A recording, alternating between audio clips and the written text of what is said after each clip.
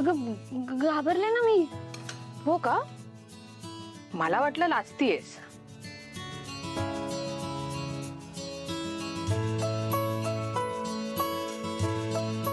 मीरा, ऐक ना ग, सॉरी, मी आज अशी पटकन आले ना तुमच्या रूम मध्ये, मला नाही काही कळलं.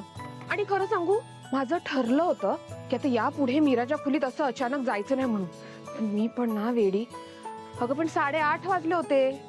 मला वाटलं तुमचं आवरलं असेल. पण तुम्ही तर काय म्हणजे, बापरे. ताई, हे बघ, तू जा इथून, आपण नंतर बोलूया. अगं असं काय करते तू जा, आपण मीरा? नंतर बोलूया. हा,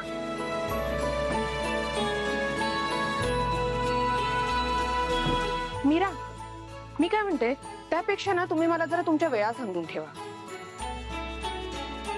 नको? बर, यापुढे आपण किचन मध्येच भेटत जाऊ, चालेल तुला? ताई, आता उगाच त्रास नको ना देऊ. जाऊ देत ना. बरं.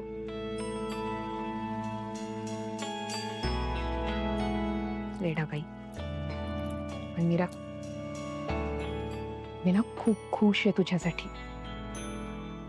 ते तुझ्या हक्काचं आहे ना, ते मिळतंय तुला. अथर्वने आता खऱ्या अर्थाने तुझा पत्नी म्हणून स्वीकार केलाय. आणि काय ग, खडूस म्हणायचीस ना त्यांना? आता कळतंय का किती प्रेम आहेत ते? ताई, मीरा, आणखी एका महत्वाच्या विषयावर तुझ्याशी बोलायचं होतं.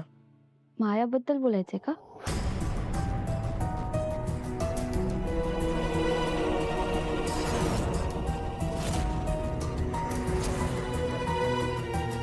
ही आणि हिच्या सोबतचा आत्मा 24 तास माझ्याबद्दलच विचार करतात की काय? मी पोलीस स्टेशनला गेले होते. त्या गुंडांनी आत्ता तरी मायाचं नाव घेऊ नये याची सोय करून आले. मी पण आज ना उद्या ते मायाचं नाव घेणारच. त्यामुळे जे करायचं आपल्याला ते त्याआधी करावं लागेल. बरोबर बोलतेस तू. पण काय करायचं मग? काय करायचं म्हणजे? अजून काय बाकी आहे माझ्यासोबत करायचं? तेच तर कळत नाहीये.